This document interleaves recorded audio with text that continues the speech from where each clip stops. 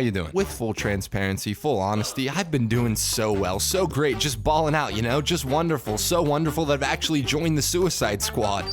Listen, I love me some James Gunn. When he got canceled, I shed a single minuscule mouth-shaped tear. He makes gems, diamonds in a sea full of comic book-based bland blockbuster rocks. Guardians 1, Guardians 2, Guardians Melvin Do. Wait, what you mean Melvin Do? Cinema. Protagonist, but where's the antagonist? Huh? Where's the drama? So when DC scooped his ass up, when WB looked at the internet outrage and decided, Yo, they're lost. Do whatever you want, James. Literally, please help. I was like a happy toddler smashing around my fucking toys with joy. And now here we are. I chew like a cow who hasn't eaten in half a depressing damn decade, and I'm a professionally diagnosed asswipe, so I avoid the theater like there's a plague going around. Instead, I slammed my bulbous butt down on the couch with the boys and a beer and watched The Suicide Squad. And one word came to me, one word overwhelmed my mind. Through all the carnage, the comedy, the crazy catastrophic kaiju chaos. And that word was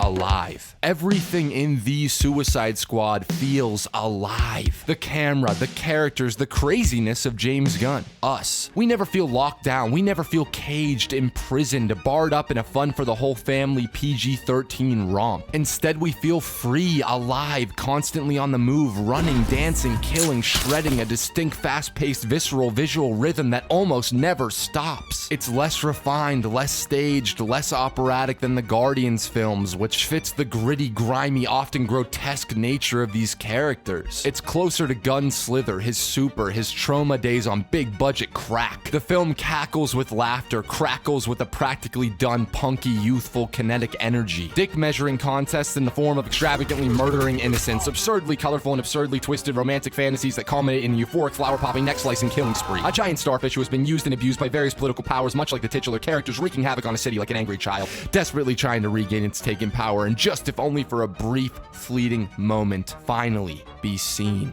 To put it simply, it's just fucking exciting to have James Gunn back in action, man, having fun, doing his thing. It's just nice to have a comic book movie with a distinct voice behind it. Instead of multiple boring, ballless, soulless boardroom lurkers tearing apart a vision in service of creating a mass ass-appealing, atrocious product, we get front row seats to a distinct artist's resurrection, his punk rock concert. And to put it frankly, I didn't adore the concert. I really appreciated it, liked it, but I ain't on the complete moving masterpiece train. I wish I was, man, but I'm still a sappy sucker for the soul of his Guardians films, and I'm much more in sync with Matthew Vaughn's indie punk nature of smaller caped adaptations like Kick-Ass. Watch Kick-Ass if you haven't, man, please. If anything, man, I wanted to care more, wanted to know these characters more on a scene-by-scene basis. By the end, I loved the chemistry, the heart, but I never had that palpable connection with any of these psychotic, misunderstood, misjudged loners like I did with Gunn's first group of losers. I love the great bits of banter, the pulpy bits of shared cathartic violence with Bloodsport, with Polka Dot Man, with King Shark, Harley Quinn, Ratcatcher 2, Peacemaker, Colonel Flag,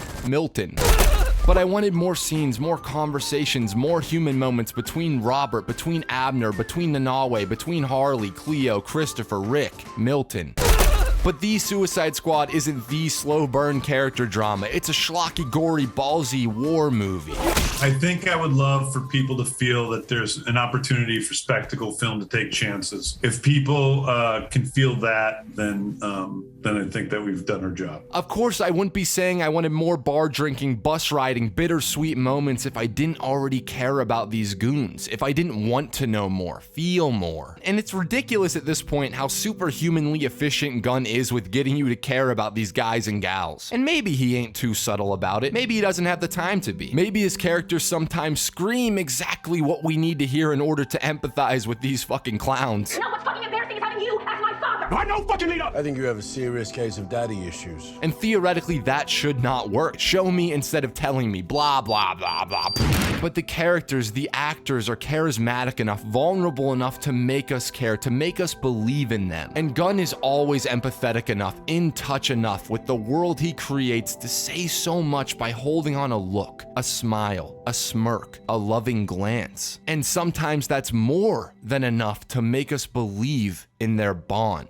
And James Gunn's true power has always been putting himself, his dysfunction, his longing, his insecurity, his anger, his doubts into these Z-grade comic book characters. And they see a movie about a bunch of outcasts and people who have difficulty being loved, and maybe associate with those characters and see something of themselves in those characters. That's the only reason I make movies, is to help us all feel like we belong a little bit more. He makes them his own, makes them twisted reflections of himself. And we can feel that. We can connect with that sincerity, that tangible, tender vulnerability. He gives us unlikely heroes who are treated as disposable, discouraged, dead dumpster trash. They're the people, the freaks who are freed in order to die, the rats forced to scrub toilets and be exploited by a government that doesn't give a single flying finger fuck about human life. And there's beauty in their hopeless struggle, their endless psychotic dysfunction. We want them to live. We want them to find what makes them whole. We want them to come together and do something good. We want them to come together and find a connection, find some semblance of peace, find some forgiveness in themselves, in each other. And when they finally do, it's gratifying, almost empowering. We need them to stay, to come alive like the film so very much does. And instead of saving the damn cat, the Suicide Squad and James Francis Gunn are at their best when they are overcoming, embracing, utilizing their fears, their trauma, in order to finally, as the sun sets on the blood-drenched, rubble-riddled, alien starfish-ridden remains of their chaos,